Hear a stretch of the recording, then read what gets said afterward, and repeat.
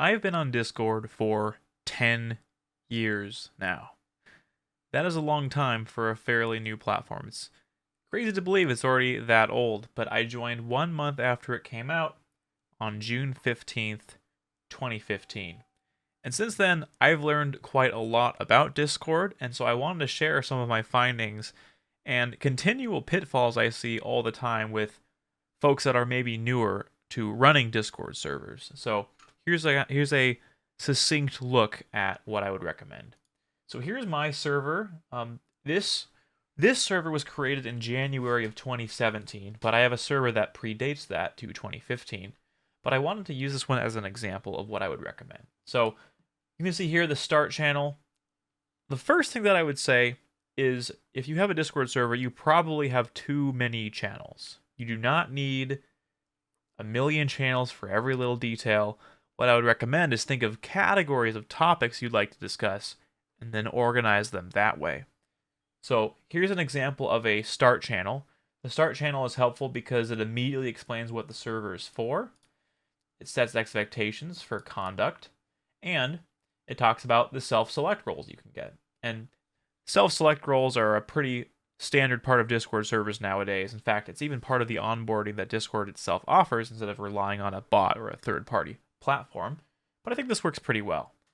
I would also make it a common practice to explain how many times a particular role might be pinged, because in general, most servers have a poor relationship with over-pinging its users to the point where I would argue most users just sort of tune out everything. And so ideally, you want to set up self-select roles so they're opting in to getting a ping, but that doesn't happen. So anyway, that's that section. The next thing I would do is establish your rules. And you don't need a ton of crazy rules at all.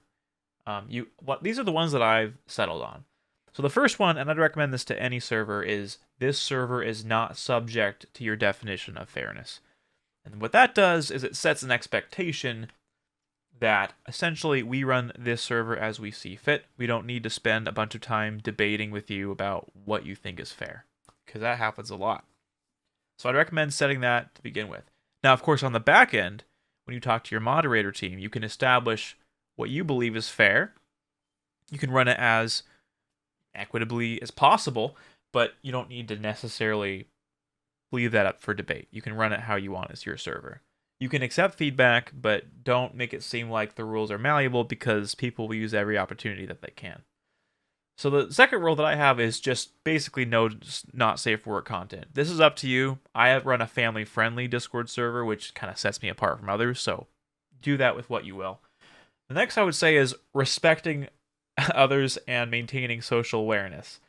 This is awkward where someone's not really being aggressive or they're not necessarily breaking a rule, but if they're doing things like dominating a conversation or making strange jokes or just being odd in general, this is a catch-all to kind of address that.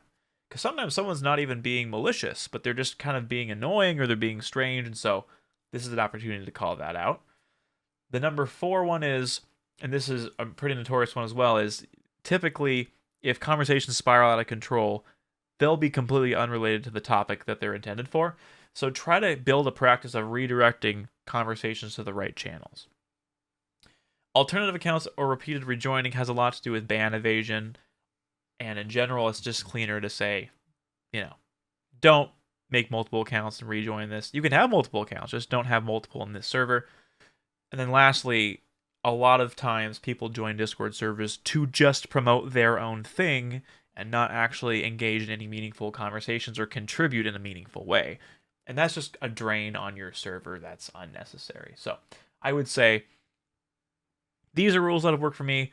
I've really shaped them over time, and this is where I've landed. I would say this works for most servers, if not all. So that's a framework that I would use. Then, of course, you can create an announcements channel.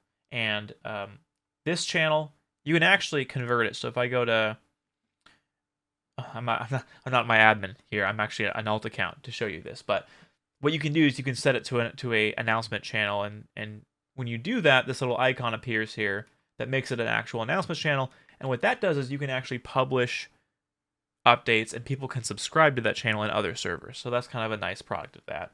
There's also, you can establish a rules channel for the same purpose. Now we have these topics. Now, these are the ones that I've settled on after, again, years and years of running Discord servers. These are the core topics that are relevant for my server, but it could be different for you. And then there's another separate category that has to do with community engagements. Things like introductions, people posting their streams. And when they post their go live stream links, or if they post their own content, you want to kind of gate that in some way. Either have it tied to a role where they've contributed a lot first and then allow them to post there, or just lock it to a certain role of friends and only let them post there, right? Because again, there's that rule 6 where people often go into Discord servers to just self-promote and add nothing of value otherwise. So you want to avoid that. And then this is kind of a free-for-all. This is posting free games that come out. There's a great bot that I recommend called Free Stuff. I think it's freestuff.xyz or something like that. I don't remember the exact way to get it, but it's really awesome. Every time a game is free, you can get it. Anyway, that is kind of a quick overview of how a server should be structured. But more broadly, I would say another mistake that's often made is in server settings. Very often the default is not only at mentions as it should be, it's all messages. And that's, again, not really taking into account the regard for too many pings, too many alerts, too many notifications. So that's kind of an overview of what I wanted to share in terms of how you set up your Discord server. To kind of recap, have a really solid set of rules. Make sure you set up the channels properly in terms of what's an announcements channel and what's a rules channel. Make sure that you have disabled at just any messages for getting a ping or an alert. Establish the self-select roles with a expectation of how often that they will be pinged. And have a great moderator team too. That's something I should throw in as well.